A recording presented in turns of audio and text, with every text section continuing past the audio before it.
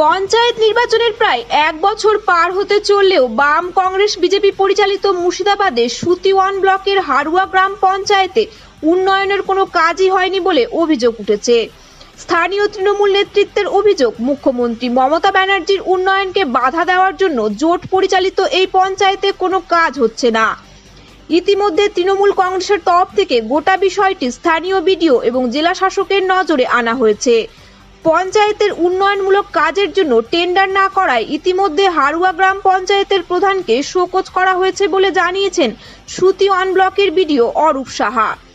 তিনি বলেন, 2024 থেকে 25 অর্থবর্ষের টাকা এখনো না এলেও ঊর্ধ্বতন কর্তৃপক্ষের নির্দেশে সমস্ত প্রধানকে বলা হয়েছে উন্নয়নমূলক কাজের জন্য টেন্ডার করতে হবে। প্রয়োজনীয় অর্থ হাতে এলেই সেই টাকা বিলি হবে। কিন্তু ওই গ্রাম পঞ্চায়েতের প্রধান সরকারি নির্দেশ মেনে এখনো কোনো টেন্ডার ডাকেননি, তাই তাকে শোকজ করা হয়েছে। গত পঞ্চায়েত নির্বাচনে 26 শাসক বিশিষ্ট হারুয়া গ্রাম পঞ্চায়েতে তৃণমূল কংগ্রেস 12টি আসনে জয়ী হয়। অন্যদিকে কংগ্রেস প্রার্থীরা জেতেন 8টি আসন থেকে, সিপিএম 3টি আসনে, আরএসপি 1টি আসন এবং বিজেপি প্রার্থীরা 2টি আসন থেকে জয়ী হন। এরপর কংগ্রেসের রাখি রবিদাস প্রধান হিসেবে নির্বাচিত হন। অভিযোগ, প্রধান পদে বসার পর থেকে কোনো কাজই করেনি জোট পরিচালিত এই পঞ্চায়েত। হারুয়া গ্রাম পঞ্চায়েতের বিরোধী দলনেতা তথা ওই পঞ্চায়েতের তৃণমূল সদস্য রেজাউল করিম বলেন, পঞ্চায়েতের প্রধান এই এলাকায় উন্নয়নের কোনো কাজই করছেন না। তার ফলে ডাইনা, শোভারঘাট, গোলাবাড়ি, রবিদাসপাড়া, ডাঙ্গাপাড়া সহ আরও একাধিক এলাকায় রাস্তাঘাট একদম ভেঙে গেছে। গ্রামের মসজিদ এবং মাদ্রাসায় যাওয়ার রাস্তা পুরোপুরি ভেঙে যাওয়াতে স্থানীয় মানুষের অসুবিধার মধ্যে পড়েছেন। এই পঞ্চায়েতের তৃণমূল সদস্য আনসারুল হক বলেন, প্রধানের উদাসীনতার জন্য এই পঞ্চায়েত এলাকায় প্রায় বছর খানেক ধরে নিকাশি নালা পরিষ্কার হয় না। তার ফলে বর্ষাকালে পুকুর এবং নর্দমার জল সব রাস্তার উপর উঠে এসেছে। মানুষ বুঝতেই পারছে না কোথায় রাস্তা রয়েছে আর কোথায় নর্দমা বা ডোবা রয়েছে। হারুয়া হাই স্কুলে যাওয়ার রাস্তাটির অবস্থা এতটাই খারাপ যে মাঝে মধ্যেই ছাত্রছাত্রীরা স্কুলে যাওয়ার সময় পড়ে যাচ্ছে। নোংরা জল পেরিয়ে মসজিদে যেতে হচ্ছে বলে অনেকেই আর সেখানে যেতে পারছেন না। পঞ্চায়েতের বিরোধী দলনেতা বলেন, 2024 সালের জানুয়ারি মাস থেকে এখনো পর্যন্ত পঞ্চায়েত প্রধান একটিও টেন্ডার ডাকেননি। পঞ্চায়েতের সংখ্যাগরিষ্ঠ সদস্যরা রেজুলেশন পাশ করে সেই অনুযায়ী প্রধানকে কাজ করতে বললেও তা তিনি মানতে রাজি হননি। তার ফলে ওই গ্রাম পঞ্চায়েত এলাকায় সাধারণ মানুষদের দুর্দশা কবে দূর হবে আমাদের জানা নেই। যদিও হারুয়া গ্রাম পঞ্চায়েতের কংগ্রেস দলনেতা আব্দুল লতিফ এবং ওই পঞ্চায়েতের প্রধান রাখি রবিদাস দাবি করেন, এই পঞ্চায়েতকে বদনাম করার জন্য কিছু মানুষ ইচ্ছাকৃতভাবে ড্রেনের মুখ বন্ধ করে রাখছেন। তার ফলে সেই জল রাস্তাতে উঠে আসছে। তবে আমরা পঞ্চায়েত দখল করার পর ইতিমধ্যে একাধিক উন্নয়নমূলক কাজ হয়েছে।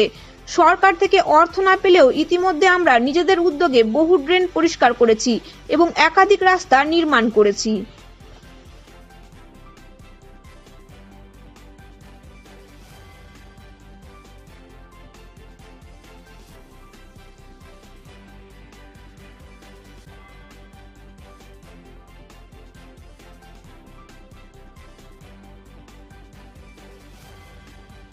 এই রাস্তায় যখন স্কুল আসি, হায়া চপ্পল পরে এলে শুধু চাটান চাটান করে গায়ে কাদা ছিটে, সেই জন্য বেলজিতে পরে আসতে হচ্ছে।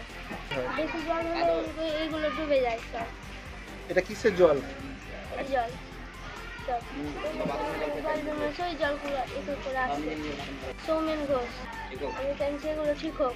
মাননীয় মুখ্যমন্ত্রী মমতা বন্দ্যোপাধ্যায় সাধারণ মানুষের দুঃখ দুর্দশা লাঘবের জন্য সবসময় প্রস্তুত আছে।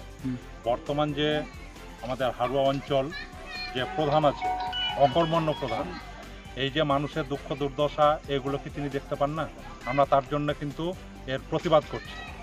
আর বর্তমান আপনি তো পরিস্থিতি এগুলো দেখলেন। বর্তমান এখানে একটা ধর্মীয় মসজিদ আছে, যারা নামাজ পড়তে যায় অজু করার আগেই তাদের কিন্তু এই নোংরা পানিতে জামা কাপড় নষ্ট হয়ে যায়, তাদের অজু কিন্তু ভঙ্গ হয়। এটা কিন্তু বিশাল একটা কষ্টের জিনিস এবং দুঃখদায়ক জিনিস। কেননা মুখ্যমন্ত্রী যে বিভিন্ন রকম মানুষের জন্য কল্যাণমূলক কাজ করছে, তাহলে মানুষ কেন আজ এই দুঃখ দুর্দশার মধ্যে থাকবে? এটার জন্যই আমাদের আজ আমরা এর প্রতিবাদ করছি এবং আমরা প্রধানকে ধিক্কার জানাই। কোন প্রধান বলছে যে আমি কাজ করব? অশান্তি হয়তো আজকে হলো, কিন্তু এর আগে কি করছিলেন? এর আগে তো কিছু